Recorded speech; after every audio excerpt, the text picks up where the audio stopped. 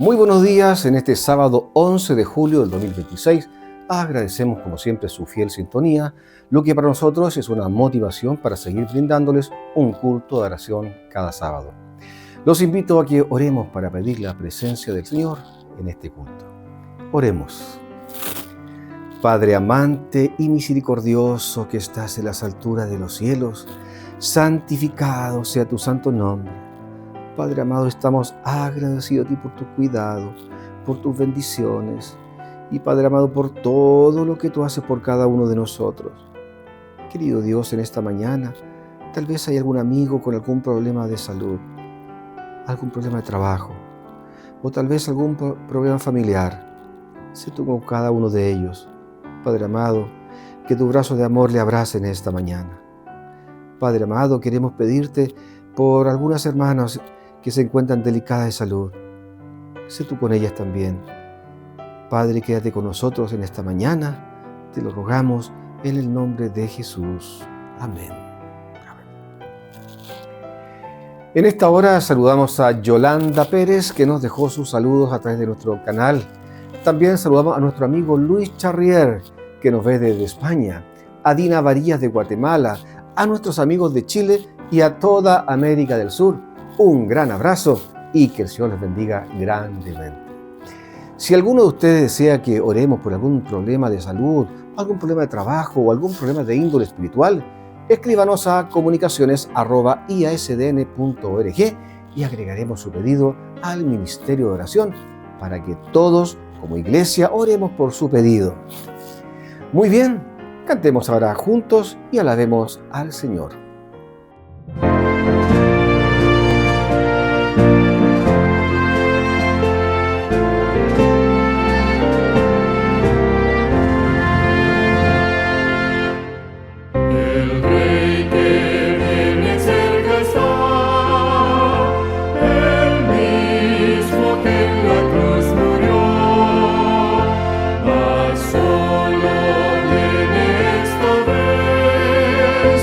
Oh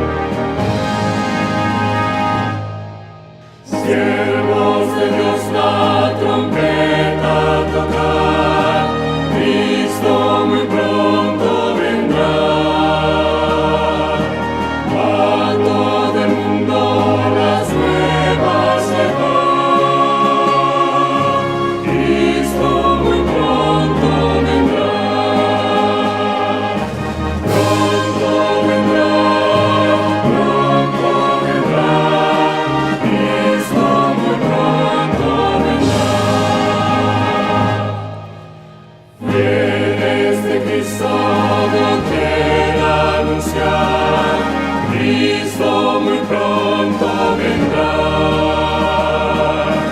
Siempre alegres, contentos cantar,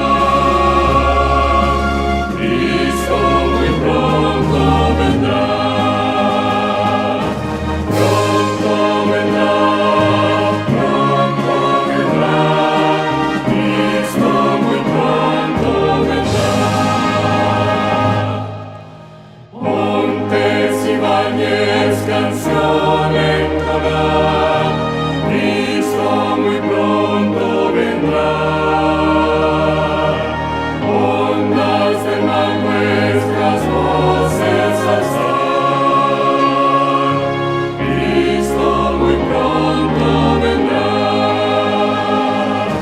Pronto vendrá, pronto vendrá, Cristo muy pronto vendrá.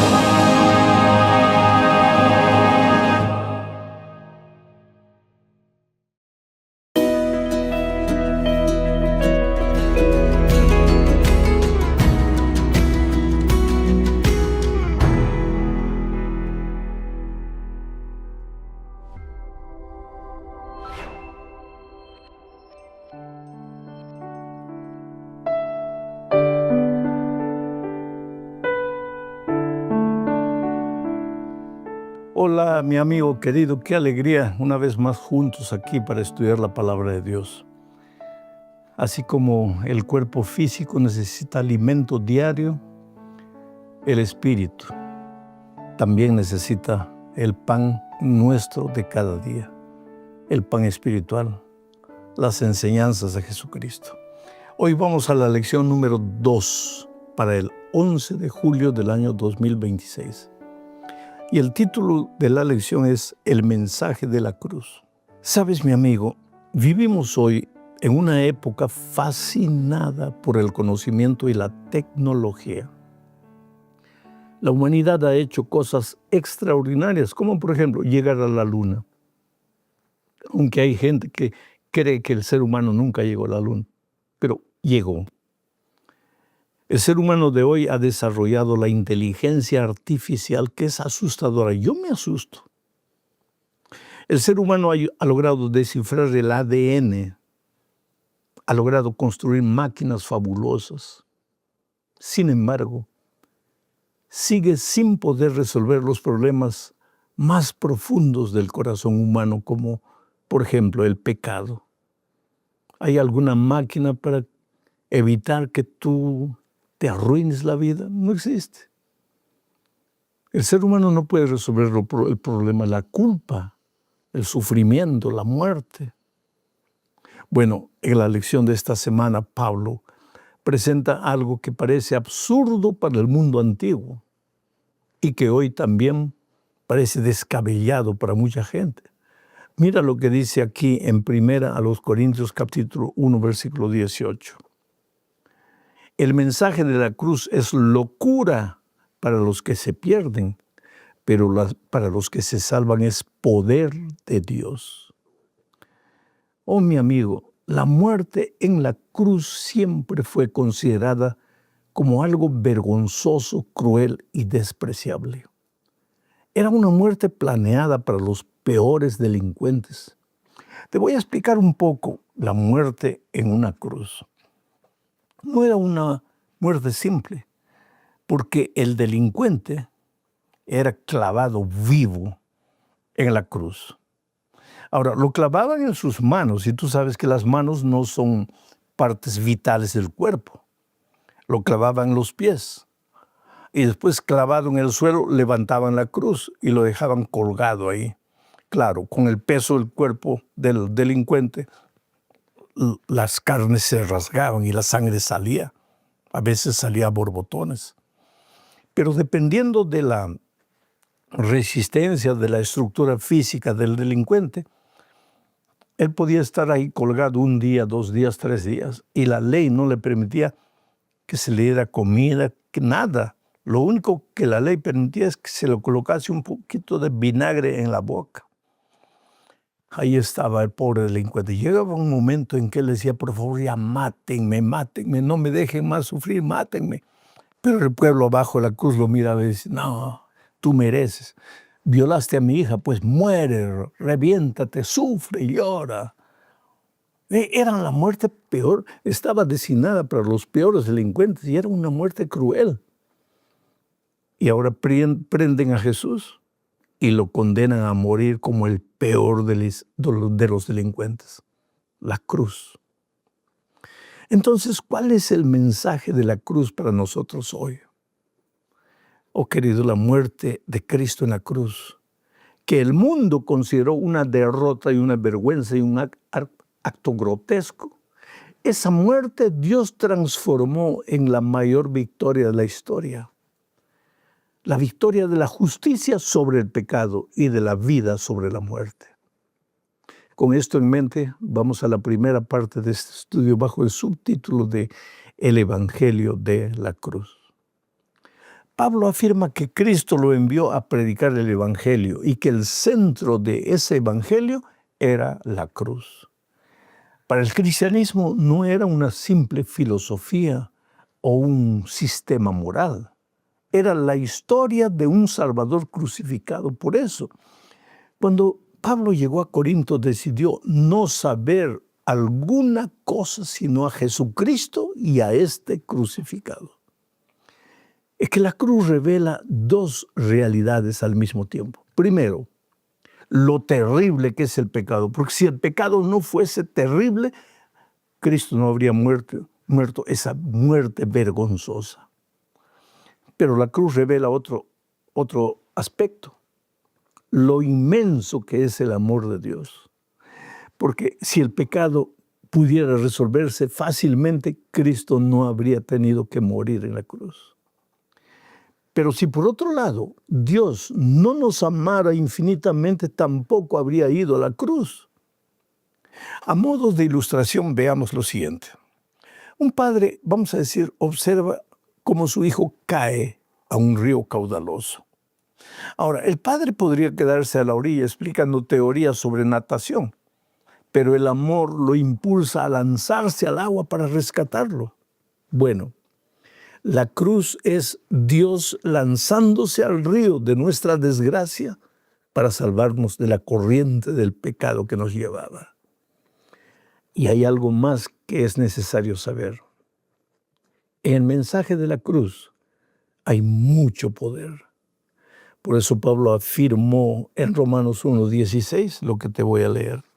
Dice, porque no me avergüenzo del Evangelio, porque es poder de Dios para salvación de aquellos que creen, al judío primeramente y también al griego. Te voy a explicar. El mensaje de la cruz es poder al que cree. No importa si es judío, no importa si es griego, si es peruano, si es japonés, si es chino. El mensaje de la cruz es poder al que cree. Poder. En griego la palabra poder, dunamis, de donde viene nuestra palabra dinamita. El Evangelio es dinamita en las manos del que cree.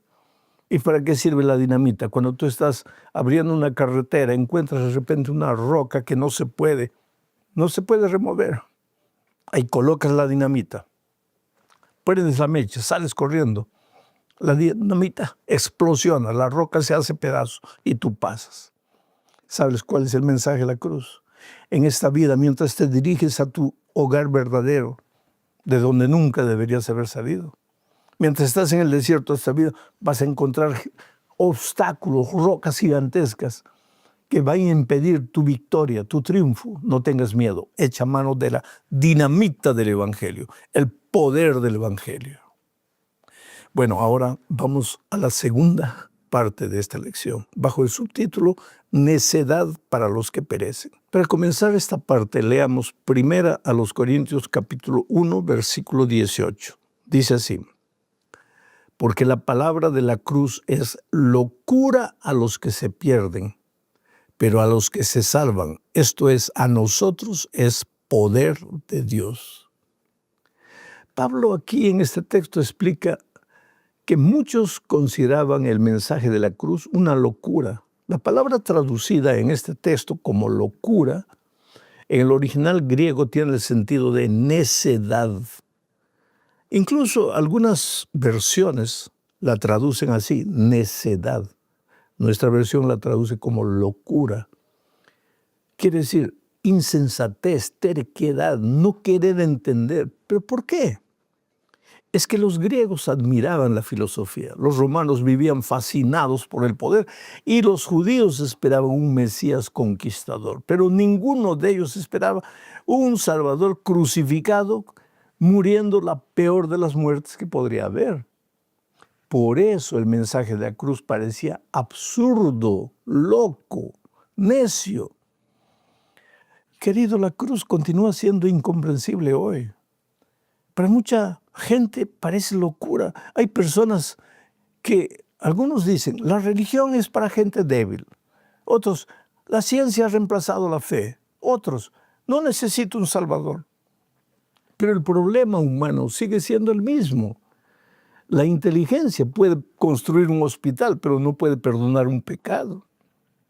La tecnología puede prolongar la vida, pero no puede vencer la muerte. Se cuenta la historia, por ejemplo, de un hombre perdido en el desierto. Había rechazado el mapa que podía salvarlo porque le parecía demasiado simple. Prefirió confiar en sus propias ideas y murió intentando encontrar un camino mejor. Oh, querido, muchas personas hoy rechazan la cruz porque parece demasiado sencilla. Pero Dios escogió precisamente ese camino para salvarnos. En esencia, el mensaje es que tú estás perdido, no puedes hacer nada. Inténtalo, querido. Usa tu fuerza, voluntad, tu dominio propio. Ve a una escuela de recuperación, promete una vez, otra vez. Ahora sí, acabó, nunca más. Tú no puedes. Lo primero que el mensaje de la cruz te enseña es que tú no puedes. Porque si tú pudieras, Cristo no hubiera venido a morir en la cruz del Calvario. ¿Por qué murió? Porque tú no puedes. En segundo lugar, aunque tú no puedes, Cristo sí puede. Entonces, si tú no puedes, pero Cristo puede, ve a Jesús. ¿Te parece muy sencillo? Ve a Jesús. Las cosas simples de Dios son las cosas revolucionarias de Dios en esta vida. Vamos ahora a la tercera parte de este estudio bajo el subtítulo de Poder para quienes están siendo salvados. El sentido del texto que leímos, primera a los Corintios 1:18, es demasiado claro como para no percibirlo. El mensaje de la cruz depende de cómo lo mires. Es una locura para quienes se rebelan contra Dios, pero es poder para quienes anhelan su salvación. Mientras algunos ven locura en la cruz, otros descubren poder en la cruz. Pablo enseña que en la cruz Jesús realizó algo que nadie más podía hacer. Mediante su muerte, Él reconcilió al ser humano con Dios, pagó la deuda del pecado y abrió el camino de la salvación. La cruz no es simplemente un símbolo religioso. Es el lugar donde nuestra condenación fue colocada sobre Cristo, porque nosotros habíamos pecado y nosotros merecíamos morir, pero no queríamos morir. Entonces Cristo ocupó nuestro lugar de muerte. Muchas personas intentan salvarse por sus propios esfuerzos, siendo buenas, haciendo obras buenas, acumulando méritos. Pero Pablo enseña que la salvación viene únicamente de Dios. No nos salvamos a nosotros mismos. Somos salvados únicamente por la gracia de Cristo. Observa esta ilustración que te voy a hacer. Un hombre debe millones que jamás podría pagar. Pero ahí viene un benefactor desconocido y cancela completamente la deuda. El deudor no puede contribuir con nada, porque nada tiene.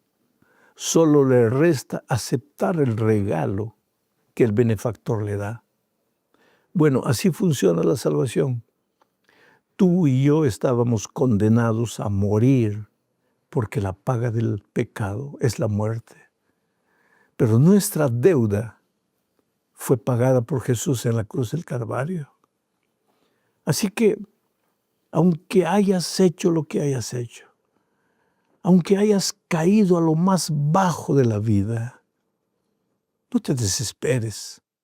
Hay esperanza para ti.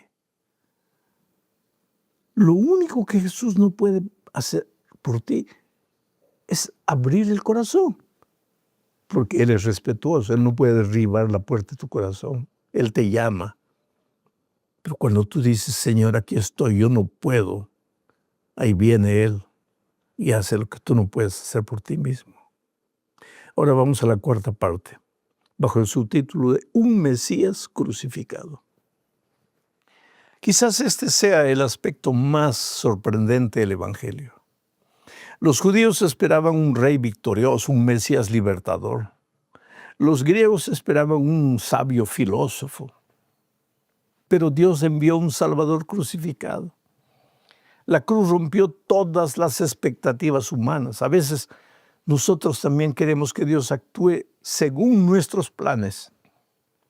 Esperamos soluciones inmediatas, milagros instantáneos o respuestas visibles. Pero querido, Dios muchas veces obra de manera que no entendemos. Volvamos los ojos al Calvario. El Calvario parecía una derrota a los ojos de los hombres, una tragedia. Sin embargo, era la más extraordinaria victoria de todos los tiempos. Es que así son las cosas con Dios. Lo que para ti te parece derrota se transforma en victoria. Piensa en José, por ejemplo, José de la Biblia. José pasó años en una prisión egipcia. Desde su perspectiva, todo parecía un fracaso, pero Dios estaba construyendo un camino hacia el palacio. Lo mismo sucede muchas veces en tu vida. No siempre comprendes lo que Dios está haciendo, pero Él sigue guiando tu historia. Así que no te desanimes. Tal vez en este momento tú no veas salida, está todo oscuro, pero confía en Dios. Pero ¿cómo puedo confiar si no veo salida? Justamente por eso tienes que confiar en Él. Porque si tú vieras salida, pues tú humanamente intentarías salir, pero como no ves nada, te entregas a Dios y le dices, Señor, no puedo. Y cuando tú dices no puedo, ahí está el poder del Espíritu contigo, el poder del Evangelio. Vamos a la última parte bajo el subtítulo de Cristo, poder y sabiduría de Dios. Mira, Pablo concluye afirmando que Cristo es poder de Dios y sabiduría de Dios. La sabiduría humana no pudo resolver el problema del pecado. Los filósofos tampoco pudieron hacerlo. Los imperios no pudieron hacerlo. La educación no pudo hacerlo. Solo Cristo pudo hacerlo. La cruz demuestra que Dios es más sabio que todos los hombres. Lo que parecía debilidad era en realidad poder. Lo que parecía derrota era en realidad victoria. Y lo que parecía fracaso era salvación. Cuando David salió al encuentro de Goliat, parecía el más débil. Toda la lógica humana indicaba que perdería, pero Dios estaba con él. Pues así ocurrió en la cruz. El enemigo creyó haber vencido. El cielo parecía guardar silencio. Sin embargo, en aquel aparente fracaso de Dios, el Señor estaba derrotando al pecado para siempre. La lección de esta semana nos deja 3 grandes enseñanzas. Primero, la cruz debe ocupar el centro de nuestra fe. No somos salvos por nuestras obras, sino por Cristo crucificado. Segundo, la sabiduría humana tiene límites. Puede resolver muchos problemas, pero no el problema del pecado. Tercero, lo que parece debilidad para el mundo es poder para Dios. La cruz demuestra que Dios obra de maneras muy distintas de las nuestras. Cuando Pablo observó los problemas de Corinto, no propuso más filosofía ni más debates. Presentó a Cristo crucificado. Bueno, la solución para el corazón humano sigue siendo la misma hoy. No es una teoría, no es una ideología, no es un sistema religioso, es una persona, es Cristo. Y cada vez que miramos a la cruz descubrimos nuevamente cuánto nos ama Dios y cuánto estuvo dispuesto a hacer para salvarnos. Algunos me preguntan, ¿qué haremos en la eternidad si no habrá trabajo? En primer lugar, ¿quién te ha dicho que no habrá trabajo? Solo que el trabajo no tendrá el efecto cansador que tiene ahora, agotador, estresante. Será un placer, un privilegio. Pero ¿qué haremos además de trabajar? Estudiaremos el tema de la salvación. Y la eternidad toda no será suficiente para entender cómo Cristo te amó. Tú no lo entiendes. Con tu cabecita de ser humano tú no lo puedes entender. Pero cuando caminas por los caminos del mal, tú tal vez no sufres porque estás cauterizando tu conciencia, pero Cristo sufre por ti. Cómo te ama, cómo quiere ayudarte, cómo quiere rescatarte. Y Él ya hizo en la cruz todo lo que tenía que hacer. Por eso desde la cruz yo creo que Jesús miraba al futuro y te veía. Y Él pensaba, ¿qué más puedo hacer para salvarte? Estoy muriendo, ¿qué más puedo hacer para salvarte? Nada. Entonces corre a los brazos de Jesús y entrégate. Ríndete a Él. Ve cómo estás. No trates de cambiar solo. Él te ama. Que tengas una semana bendecida. Un abrazo. Chao.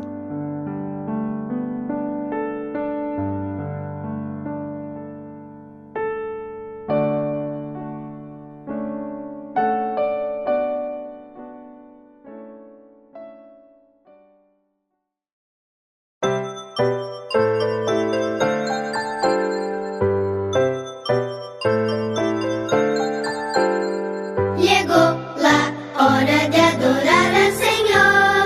Llegó la hora de escuchar de su amor.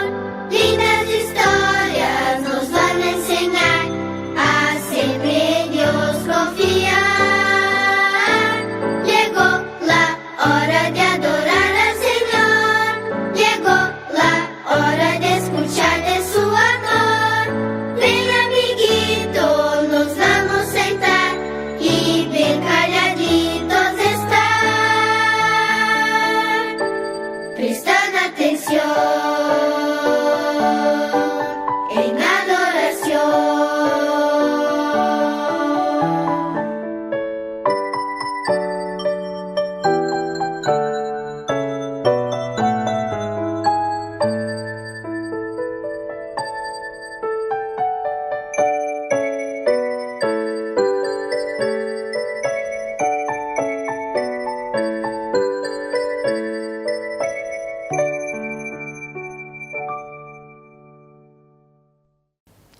Feliz sábado, niños. Estamos otro sábado aquí juntos nuevamente, reunidos ¿para qué?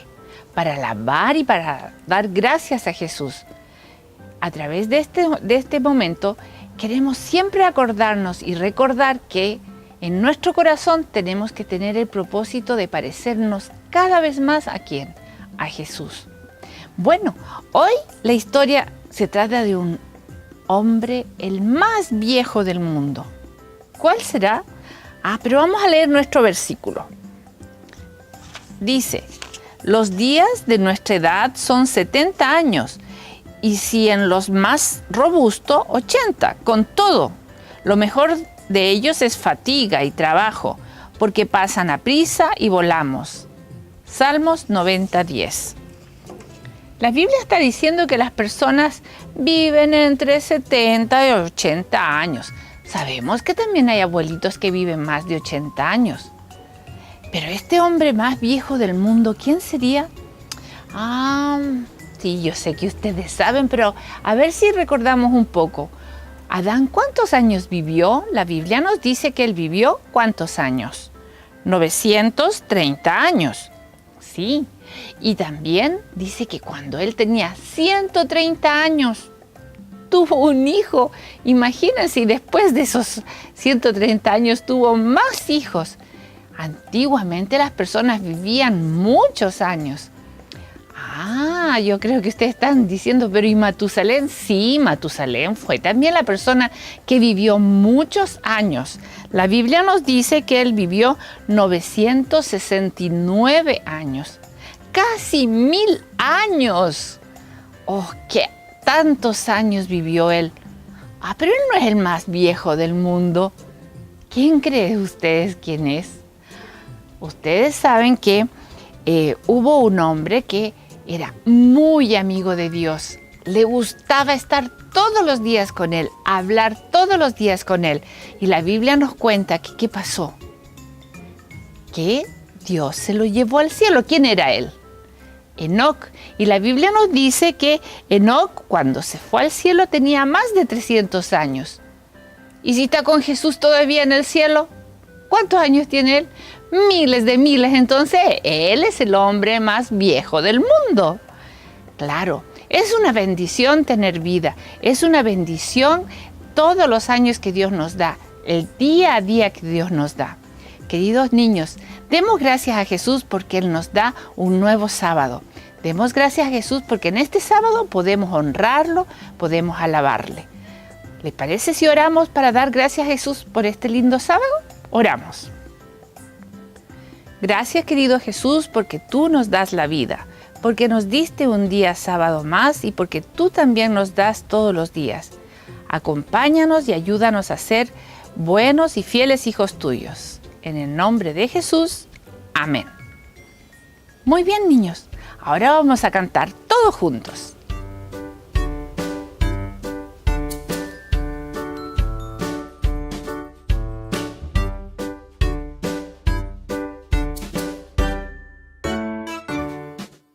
El sexto día terminó, el sol se puso ya.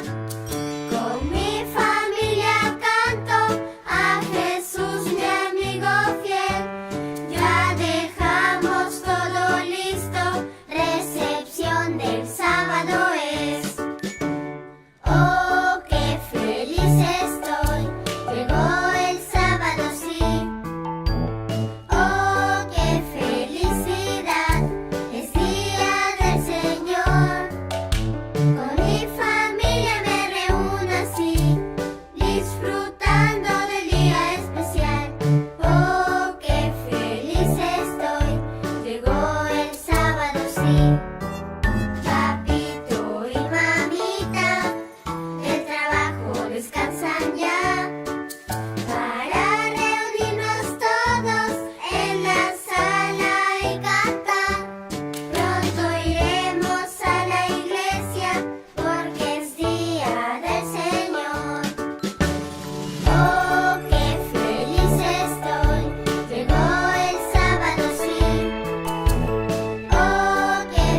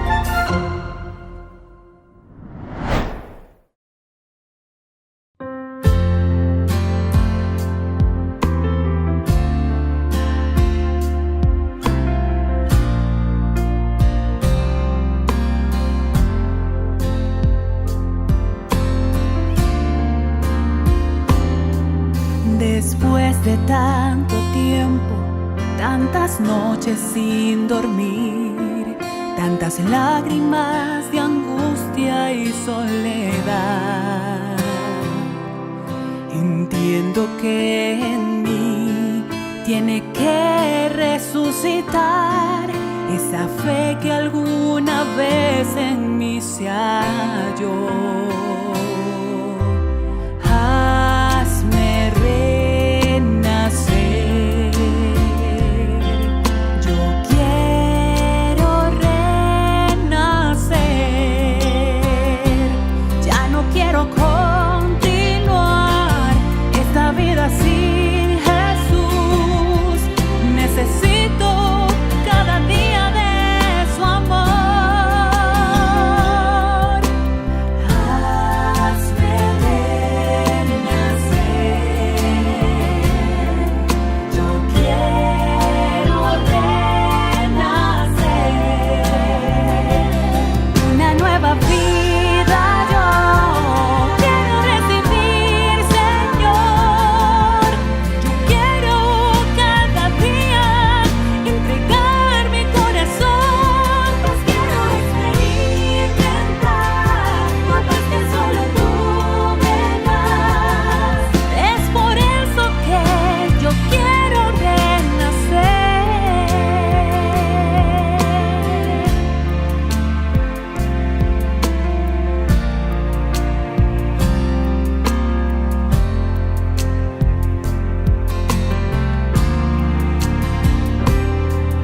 En el mundo hay tanta gente en angustia y confusión.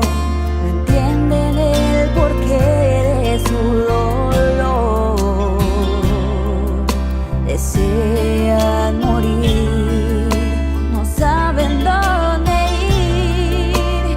También necesitan renacer. Hazme renacer. Yo quiero renacer. Ya no puedo continuar esta vida sin Jesús. Necesito cada día de su amor. Hazme renacer. Yo quiero renacer. Una nueva vida yo quiero recibir, Señor.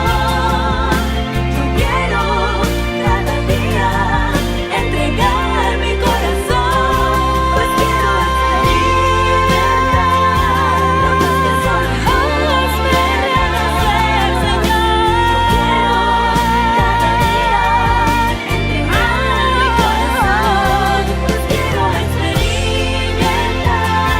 la paz que solo tú me das. Es por eso que yo quiero renacer. Es por eso que yo quiero renacer.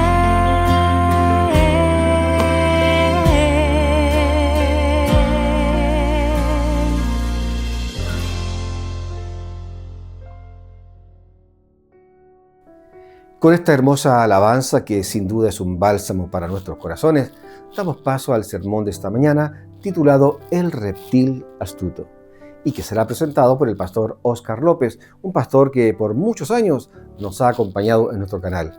Disfrutemos de este culto.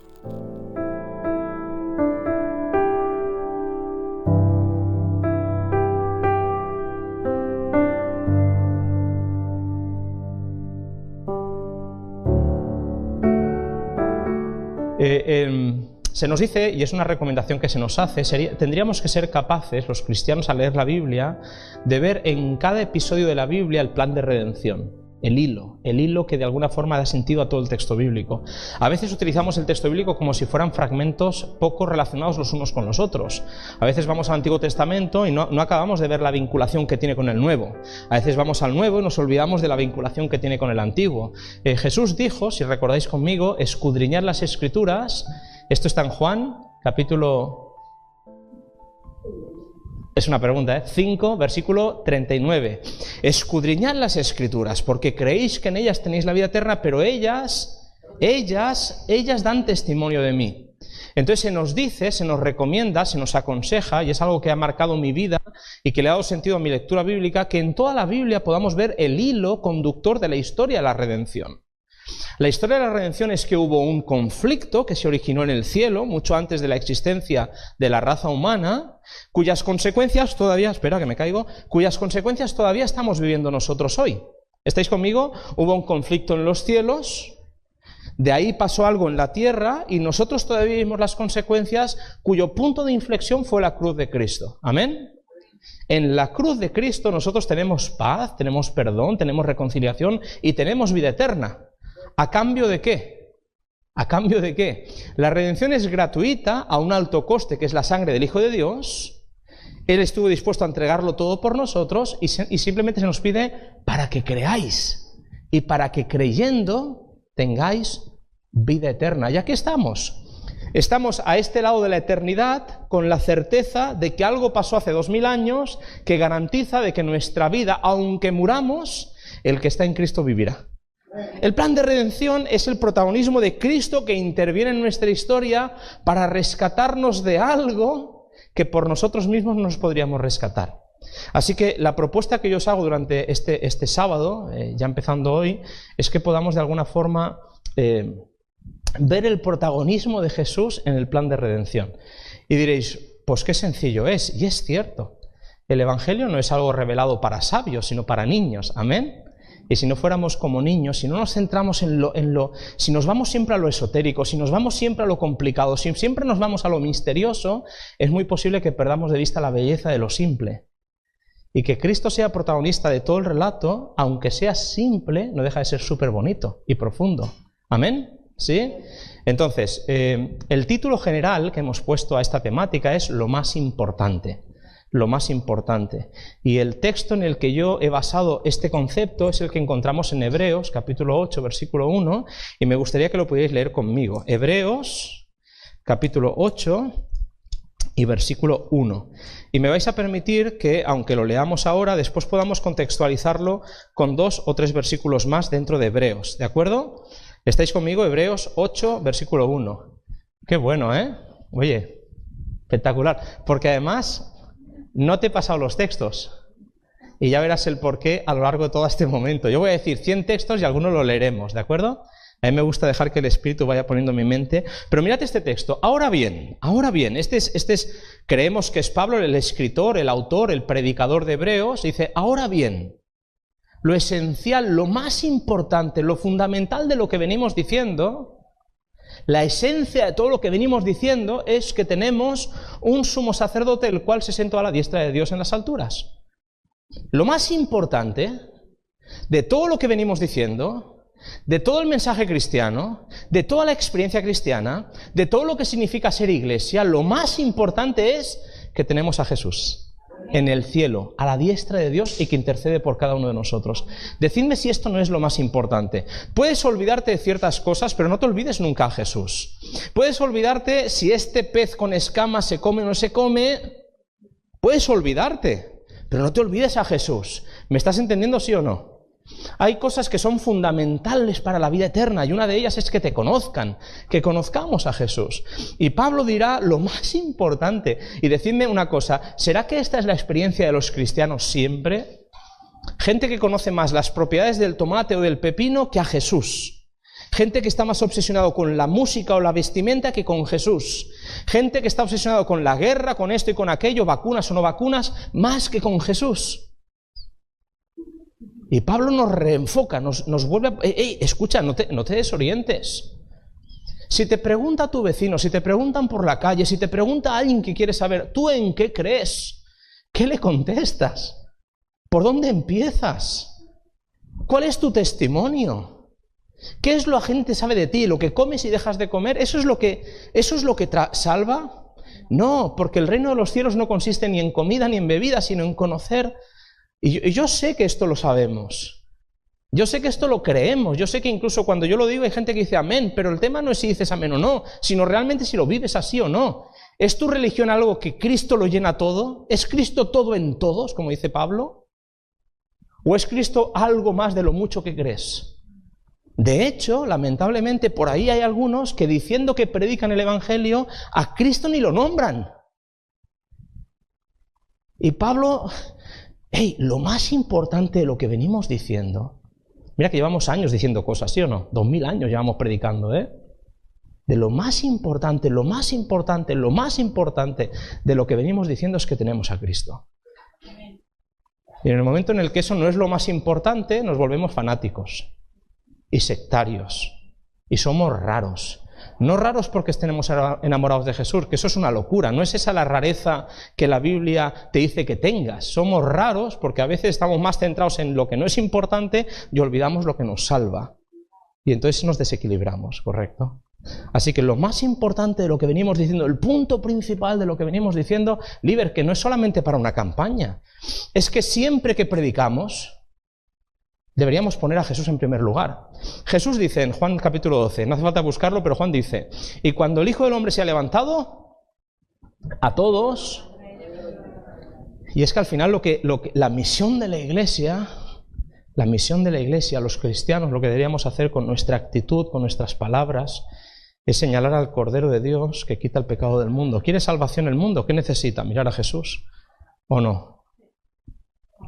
No hace falta que dejes de comer esto o aquello. Y no estoy diciendo que no sea importante. Lo que estoy diciendo es que para la salvación eso no es importante. Eso es una consecuencia, es un resultado, es una actitud, es algo que decido. Oye, al conocer a Jesús decido ser obediente a todo lo que el texto bíblico dice.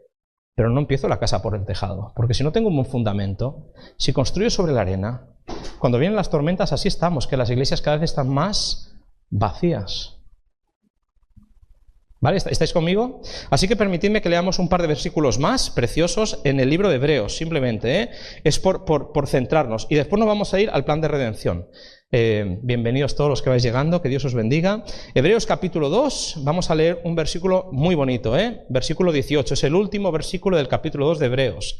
Hemos dicho, lo más importante es Cristo. Y yo lo creo de verdad, delante del Señor lo creo de verdad. Y mira qué bonito es, pues en cuanto Él mismo, hablando de Jesús, padeció siendo tentado, es poderoso para socorrer a los que son tentados. Te sientes tentado, tienes debilidad, Cristo te puede superar, te puede ayudar. Él es poderoso para ayudarte. A veces condenamos, pero Cristo vino para salvar, no para condenar. Amén. Tienes dificultades en la vida, Cristo es poderoso para socorrerte. Y esto es algo que quizás en la desesperación descubrimos, y es algo que cuando nos sentimos débiles es cuando Él es más fuerte. Y este es un texto precioso que nos recuerda que Cristo es poderoso para socorrerte, para ayudarte, porque Él siempre está dispuesto a salvar y salvar hasta el final. Texto precioso. Mira otro texto más, y ya dejamos de hablar de este tipo de textos y nos vamos a Apocalipsis. Mira lo que dice el versículo 25 del capítulo 7, 7:25. Y de hecho vamos a leer también el 26. Dice, por eso...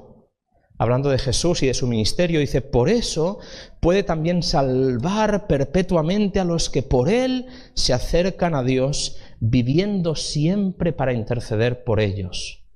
¿Alguien puede decir amén? Amén. Incluso los que estáis todavía buscando el texto, Hebreos 7, versículo 25, Jesús vive siempre, siempre para interceder por ti. A Él le importas. Dios te ama.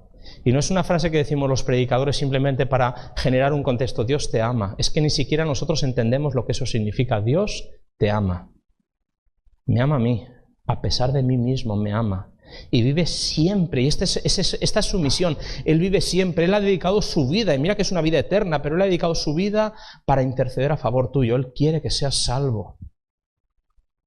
A pesar de las tentaciones, a pesar de las caídas, a pesar de las debilidades, Dios quiere que seas salvo. Dios quiere que te arrepientas y tengas la vida eterna. Y esto lo hace Jesús posible por la labor del Espíritu, que trabaja y que grita con gritos indecibles, intentando llevarte al arrepentimiento para convencerte de que hay una vida mejor de la que llevas. Porque te ama. Es maravilloso el Evangelio. Y el versículo siguiente dice, tal sumo sacerdote. Y este es un lenguaje que quizás ha perdido sentido, pero ese es el tipo de Dios que necesitamos. Dice, es alguien que sea santo, inocente, sin mancha, apartado de los pecadores. No porque no los ame, sino porque nunca pecó. Hecho más sublime que los cielos. Y hasta aquí puedo leer, como diría el 1, 2, 3. ¿Vale? Hasta aquí puedo leer. ¿No es maravilloso el hecho de que, en pocas palabras, nada más para empezar a entrar en calor, podamos decir que como iglesia nosotros declaramos hoy ante el mundo?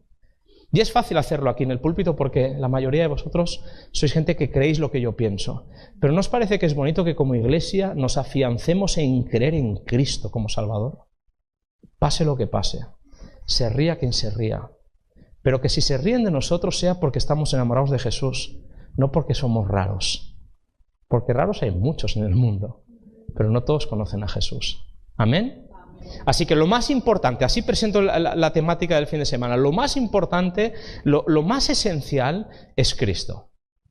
Y lamentablemente por haber perdido de vista a Cristo, muchos que se llaman cristianos han dejado de serlo. ¿Estáis conmigo? ¿Sí? Lamentablemente hay actitudes, hay formas de gente que se llama cristiana que no lo son. ¿De acuerdo? Apocalipsis capítulo 12. ¿Estáis conmigo? Apocalipsis capítulo 12.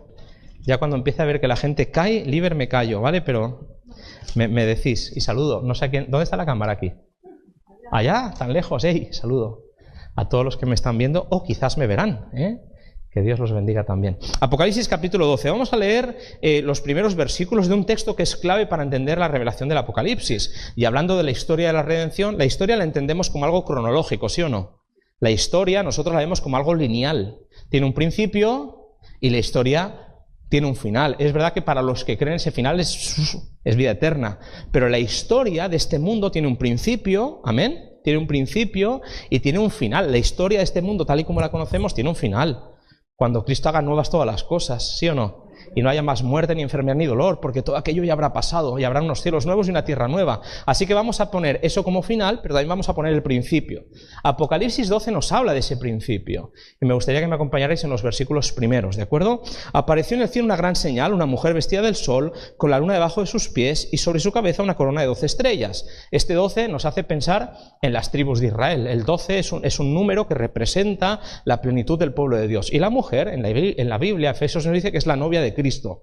En este caso sabemos bien, y no lo quiero hacer demasiado largo, pero sabemos bien que está hablando del pueblo de Israel. Y lo sabemos por lo que va a decir justo después, porque está a punto de dar a luz. ¿Estáis conmigo? ¿Sí? La mujer, el pueblo de Dios, está a punto de dar a luz. Así que la primera señal que tenemos es la de una mujer. Versículo 2. Estaba encinta y gritaba con dolores de parto en la angustia del alumbramiento. Otra señal, por oposición, otra señal, otro ser, y ahora lo vamos a ver, aparece en la escena. Otra señal también apareció en el cielo, y este es un gran dragón escarlata que tenía 7 cabezas y 10 cuernos, y en sus cabezas tenía 7 diademas. Su cola arrastró la tercera parte de las estrellas del cielo y las arrojó sobre la tierra, y el dragón se paró frente a la mujer que estaba para dar a luz, a fin de devorar a su hijo tan pronto como naciera. Este versículo lo conocemos, ¿no? Apocalipsis 12, he leído hasta el versículo 4. Lo conocemos este versículo. Estamos familiarizados con el lenguaje simbólico de la Escritura y sin querer meternos en cada uno de los detalles, sabemos que aquí lo que está hablando es el conflicto entre el bien y el mal. Y ahora vamos a ir a buscar un texto referente, ¿de acuerdo? ¿Estáis conmigo? Una mujer está por dar a luz y el dragón sabe que ese hijo que va a nacer lo va a derrotar. Él lo sabe. Y por lo tanto está deseando cargárselo. Y conocemos la historia de Herodes, ¿o no? Sí, con los niños. Vamos a Génesis 3, sin perder Apocalipsis 12, ¿de acuerdo? Génesis 3. Recordáis esto conmigo, ¿verdad? En la historia de la caída, después volveremos a Génesis 3 otra vez, pero en la historia de la caída, nada más caer, Dios vuelve a pasear por el jardín y le dice: ¿dónde estás? ¿Dónde te has escondido? Es que oí tu voz y tuve miedo. Porque estaba desnudo. ¿Y quién te ha dicho? ¿Os acordáis del diálogo, no? ¿Quién te ha dicho? ¿Qué te ha pasado, Adán? Dice: no, es que la mujer me dio a comer y comí. Y la mujer dice: no, la serpiente que tú creaste. Al final la culpa siempre es de Dios, ¿no? Siempre buscamos... Es una de las consecuencias del pecado, la culpabilidad del otro, ¿no? La acusación. Pero vamos al versículo 15, que dicen que es la primera gran promesa mesiánica. ¿Estáis conmigo? Versículo 15... Lo tenemos ahí: pondré enemistad entre ti y la mujer. Está hablándole a la serpiente. Y entre tu simiente y la simiente suya.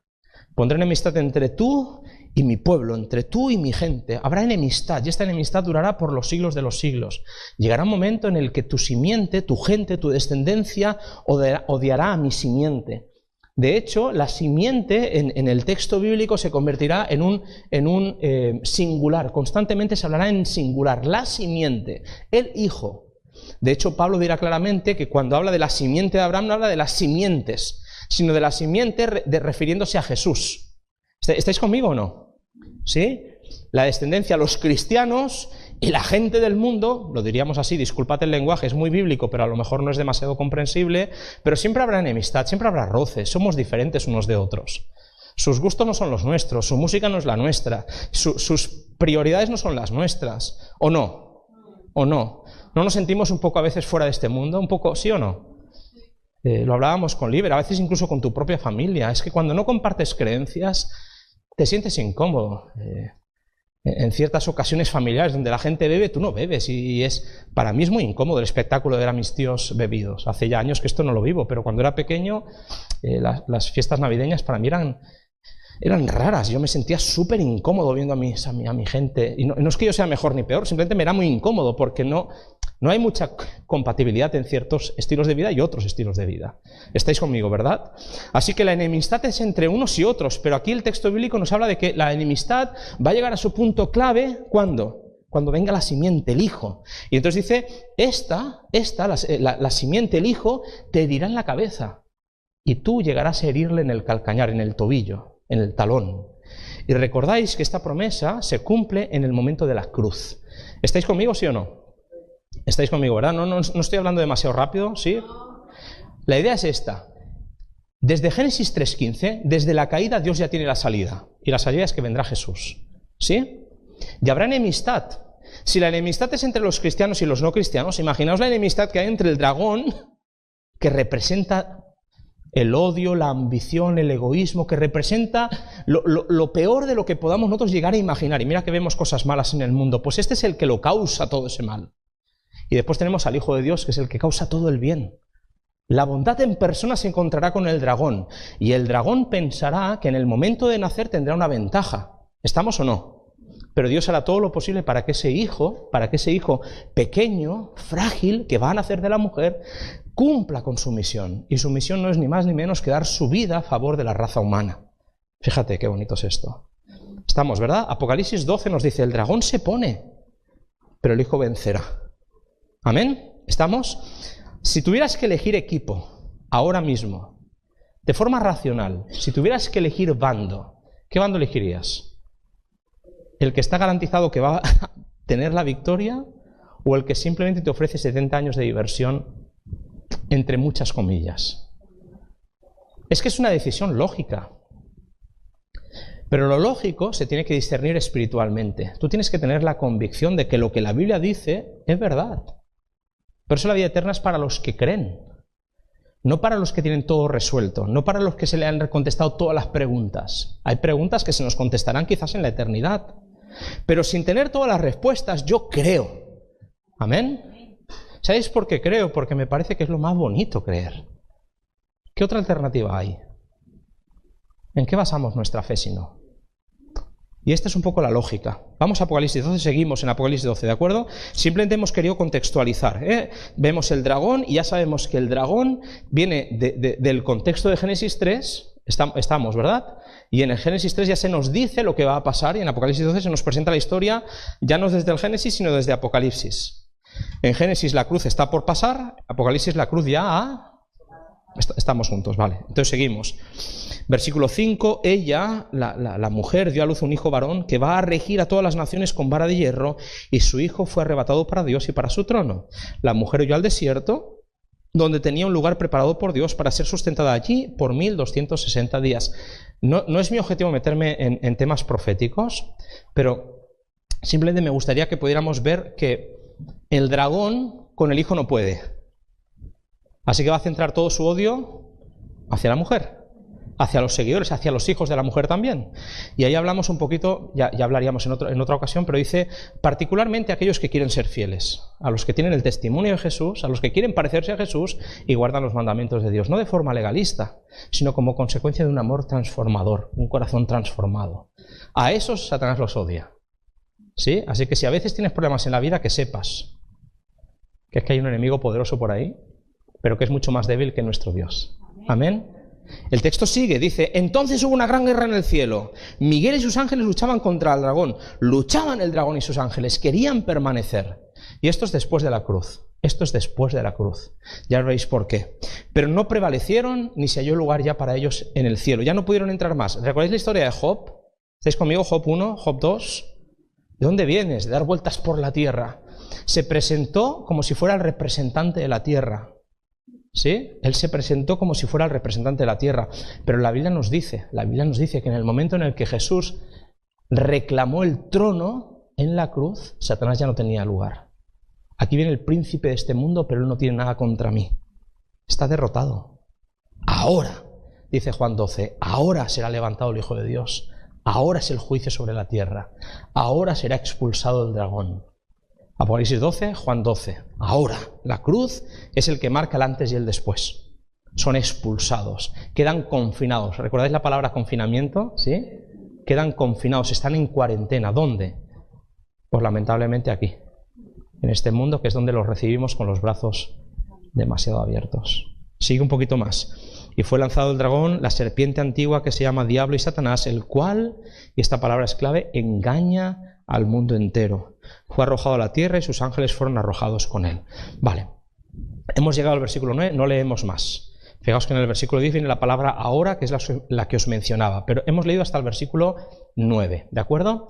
El dragón, el hijo es arrebatado, reina, ¿sí o no? Es rey de reyes, señor de señores, es vencedor, ni la muerte lo pudo retener, así que Jesús está totalmente fuera del alcance de el dragón, pero el dragón no quiere cesar en su empeño de perseguir a los hijos de Dios, así que él se centra toda su persecución contra la iglesia. ¿Y cómo lo va a hacer? Engañando, mintiendo, persiguiendo. ¿Estáis conmigo, verdad? ¿Estáis conmigo?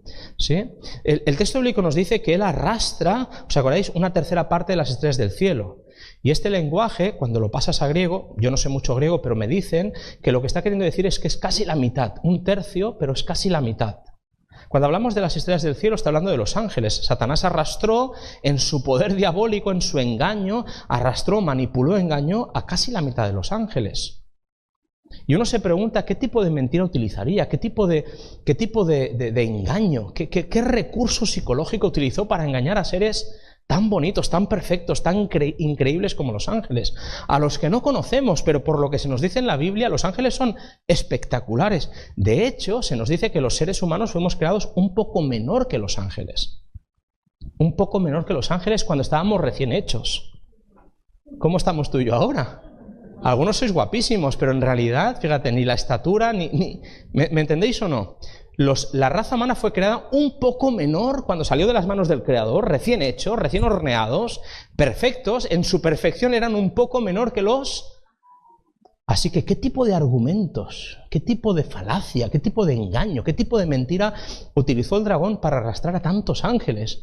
Y además, no solamente los arrastró a engañarlos, sino que los arrastró a las celdas de oscuridad, los arrastró a esa cárcel del odio, del resentimiento, a esa locura de estar en contra de Dios. Los arrastró a la muerte, que aunque no fue inmediata, lo va a ser. ¿Estáis conmigo o no? Los arrastró a la perdición. Y entonces el texto bíblico nos dice, cuando habla del dragón, dice, ¿sabéis? Es el diablo y Satanás, es la serpiente antigua. Y aquí nos da una pista, porque si queremos entender cuál fue el engaño, tenemos que ir a donde la serpiente nos la trajo a este mundo. Estáis conmigo, ¿verdad? Si queremos ver un poquito cuál es su razonamiento, cómo consiguió engañar a tantos ángeles, tenemos que ver que si la estrategia le funcionó en el cielo, ¿qué quiso hacer aquí él? Probar la misma estrategia. Si me ha funcionado allí con seres como los ángeles, ¿cómo no me va a funcionar con este par de pardillos que son los seres humanos? Y entonces, disculpad la expresión, pero vamos a Génesis 3. Id a Génesis 3 otra vez conmigo, si queréis. Es fácil, porque Génesis está al principio y el 3 va después de él. Muy bien, muy bien. Vamos a Génesis 3. ¿vale? Vamos a Génesis 3. ¿Lo tenéis? ¿Sí? Antes de leer Génesis 3, que lo vamos a leer ahora, dejadme que os cite un texto que me acaba de venir a la memoria, que es Juan 8:44. Mirad lo que dice Juan 8:44 cuando Jesús habla con los fariseos. No hace falta que vayáis, pero os lo leo, para que lo tengamos en mente cuando vayamos a leer Génesis 3. Ahí lo tenéis, ¿eh? Vosotros sois de vuestro padre el diablo, y los deseos de vuestro padre queréis hacer. Él ha sido homicida desde el principio y no ha permanecido en la verdad porque no hay verdad en él. Cuando habla de mentira, de suyo habla, pues es mentiroso y padre de... Este texto es clave para lo que vamos a leer. ¿Qué utilizó el diablo para engañar? La mentira. Mintió. ¿Sobre quién mintió? Y esto es interesante porque el objeto de su mentira era Dios. ¿Estáis conmigo o no? Él acusó a Dios de no ser quien decía ser. La Biblia declara que Dios es...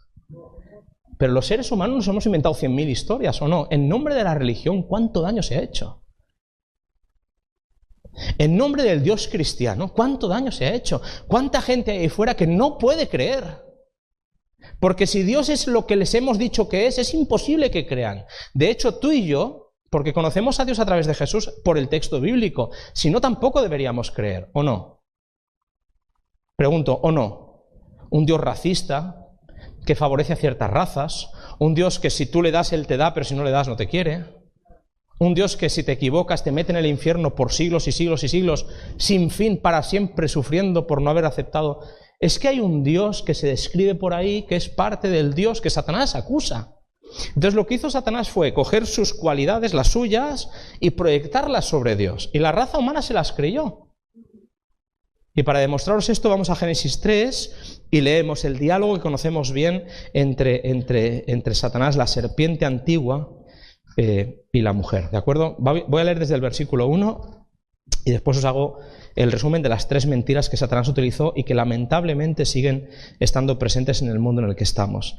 La serpiente era más astuta que todos los animales del campo que Jehová Dios había hecho y dijo a la mujer: así que Dios os ha dicho, no comáis de ningún árbol del huerto, ¿eh? La mujer respondió a la serpiente: del fruto de los árboles del huerto podemos comer, pero del fruto del árbol que está en medio del huerto Dios dijo: no comeréis de él ni lo tocaréis para que no muráis. Entonces la serpiente dijo a la mujer, y esto es algo tan evidente: no moriréis. Ahí tenemos la mentira. No moriréis. Dios dijo moriréis y la serpiente dice no moriréis. Versículo siguiente: pero Dios sabe, y esto es lo que Él no quiere que vosotros sepáis. Dios sabe que el día que comáis de Él serán abiertos vuestros ojos y seréis como Dios y conocedores del bien y del mal. ¿Cuáles son las 3 mentiras que Satanás de forma insidiosa? ¿Entendéis la palabra insidiosa? Sibilina. ¿Cuáles son las 3 mentiras que introdujo en el cielo que hicieron que la mitad de los ángeles casi lo siguieran? 3 mentiras. Dios es mentiroso, no dice la verdad, porque no vais a morir. Dios es restrictivo, os da de todo, pero hay cosas que os prohíbe. Y Dios es egoísta, porque no quiere que seáis como Él. ¿Estáis conmigo o no? ¿Cuáles son las 3 mentiras? Estamos hablando de la historia del conflicto. El conflicto no tiene que ver contigo y conmigo. A veces pensamos que somos protagonistas de no sé qué historia. Nosotros tenemos un protagonismo que tiene que ver con lo personal. Yo, ¿de quién estoy? ¿De parte de quién estoy? ¿Dónde me sitúo en el conflicto? Pero el conflicto es mucho más grande que nosotros. Pablo dirá, no tenemos lucha contra carne ni sangre, sino contra potestades, contra príncipes del mundo. En ese conflicto, bueno, pues a lo mejor sí que estamos un poco locos, ¿no? Que nos lo creemos. Hay un conflicto cósmico, real. Pero el acusador es el diablo y el acusado es Dios. No somos nosotros los protagonistas de la historia. Por eso Pablo dirá, nosotros no nos predicamos a nosotros mismos, sino a Jesucristo. ¿Estáis conmigo, hermanos? Aquí no se trata de hacer que la gente venga a la iglesia y se siente. Aquí de lo que se trata es de que la gente abra los ojos a las mentiras que se nos han dicho. Dios no es mentiroso. Dios es quien dice ser. Dios no es restrictivo. Dios nos protege de aquello que nos puede dañar. Y Dios no es egoísta.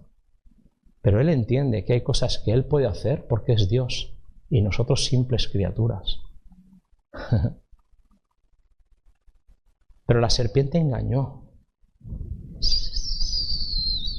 Usó el veneno de la mentira. Y mira que entra fácil ese veneno, ¿sí o no? ¿Habéis visto lo que es Internet hoy en día? Las fake news, ¿no? ¿Habéis visto lo que significa eso? Que cualquiera da su opinión y cualquiera se lo cree. Y hoy en día el mundo está súper confundido.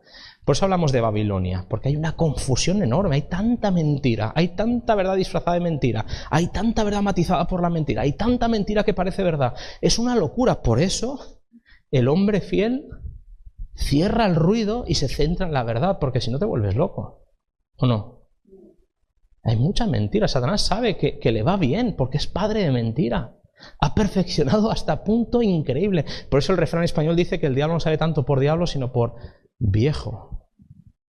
El tipo lleva años practicándolo y le funciona. Pero el acusado es Dios. Y ahora vamos a leer algunos textos que para mí son preciosos, porque la pregunta es, ¿quién puede deshacer este embrujo? ¿Quién puede deshacer la mentira? ¿Quién puede demostrar que lo que se ha dicho es mentira? Sino Dios mismo. Y entonces sabemos, y esto nos emociona, ¿no? Sabemos que Jesús entra en la presencia del Padre y le dice, yo voy. ¡Ay, qué bonito!, ¿sí o no? Es que es para gritarlo, amén. Yo voy. Yo voy. Y por eso Jesús le dirá al discípulo, el que me ha visto a mí, ¿has visto a Jesús? ¿Lo has visto? No el Jesús que te cuentan, ¿has visto al Jesús que se te revela? No al Jesús de la iglesia, no al Jesús de la... No, ¿has visto al Jesús que se te revela? ¿Has visto sus manos de misericordia? ¿Has visto su mirada de amor?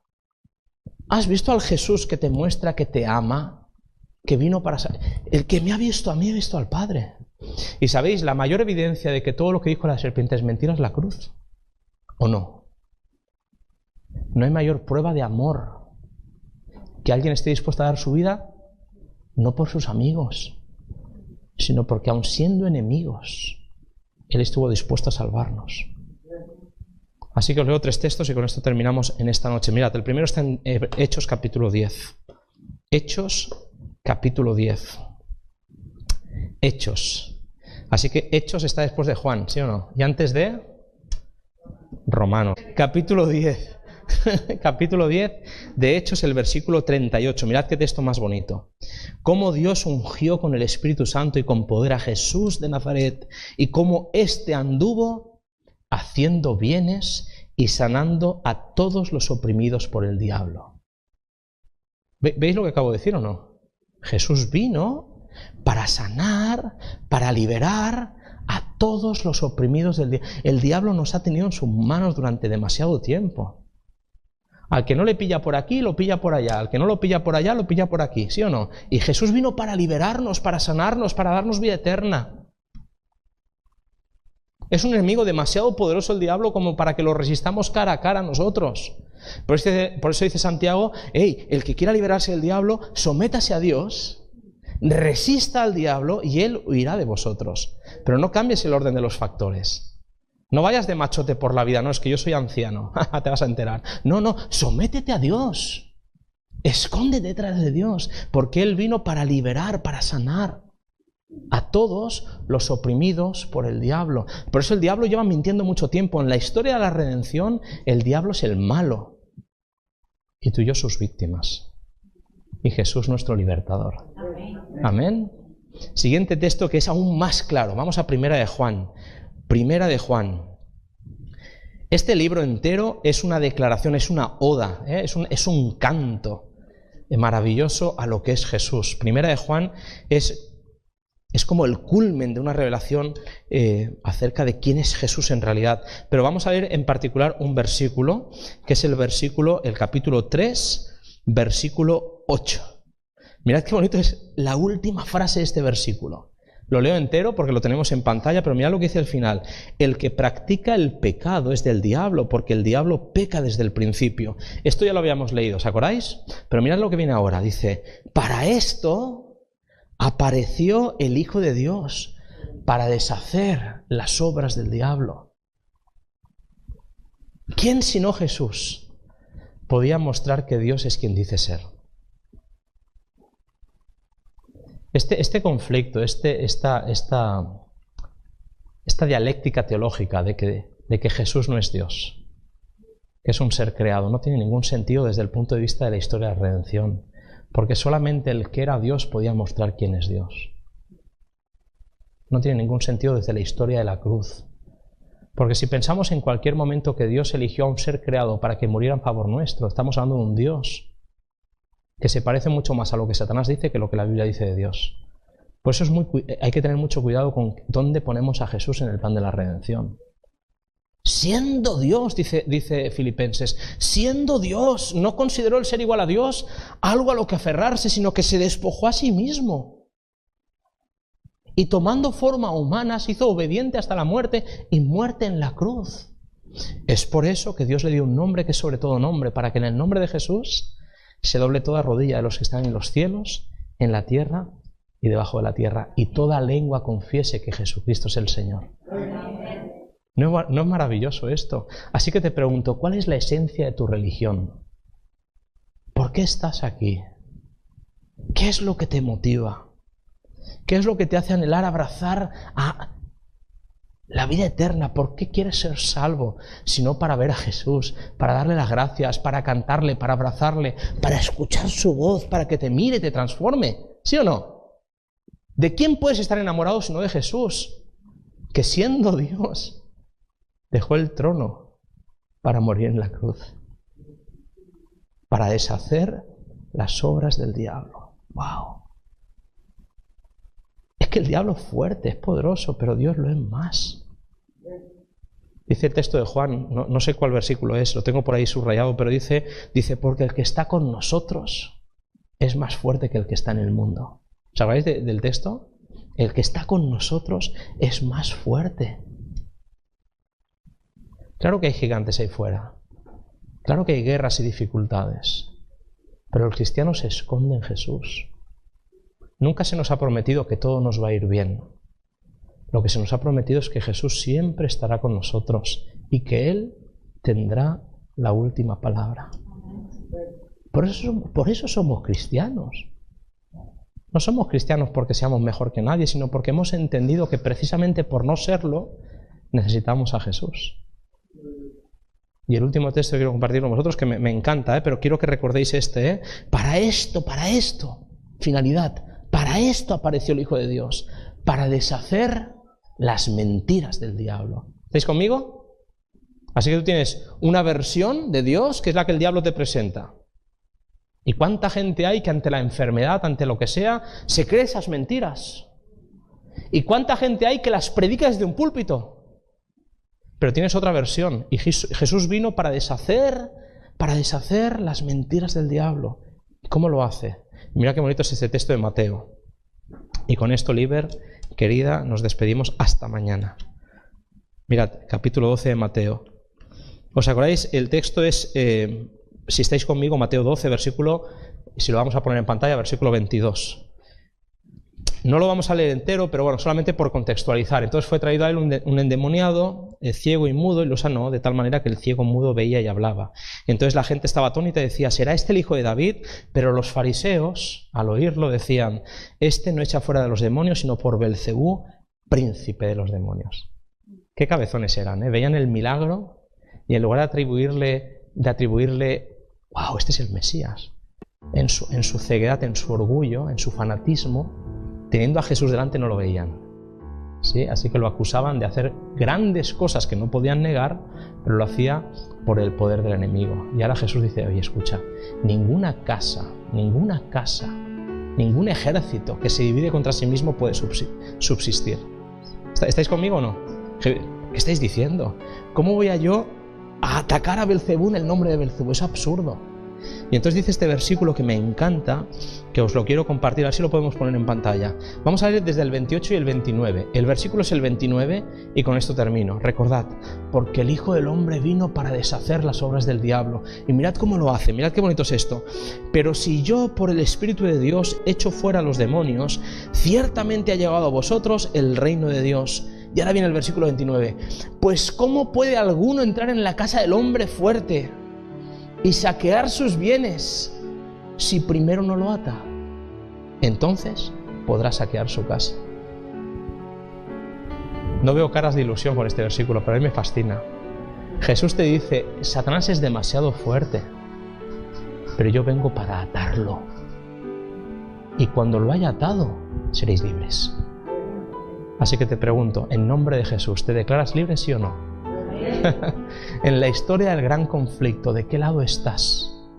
Esa tentación, esa debilidad, ese carácter, ese fallo constante en tu vida, ¿será que esta noche lo podemos poner a los pies de Jesús para que Él nos declare victoriosos? ¿Será que tendremos la fe suficiente no para entender el mensaje, sino para creérnoslo? Para vivirlo con intensidad, con triunfo, con victoria, de victoria en victoria, porque Cristo es victorioso. ¿No os parece que es bonito pensar que para esto vino el Hijo de Dios? Para deshacer las obras del diablo, y para hacerlo tuvo que atarlo. Y nuestro enemigo es un enemigo derrotado. Aunque no lo parezca, pero su tiempo está contado. Que Dios os bendiga, amigos míos. En la historia de la redención, lo más importante es Jesús. Que Dios os bendiga. Amén. Y bien, ya llegamos al final de este culto de adoración en el canal de la Iglesia Adventista de YouTube. Agradecemos como siempre su sintonía y deseamos que puedan disfrutar de una linda tarde de sábado. Un abrazo a la distancia. Jehová te bendiga y te guarde. Jehová haga resplandecer su rostro sobre ti y tenga de ti misericordia. Jehová alce sobre ti su rostro y ponga en ti paz.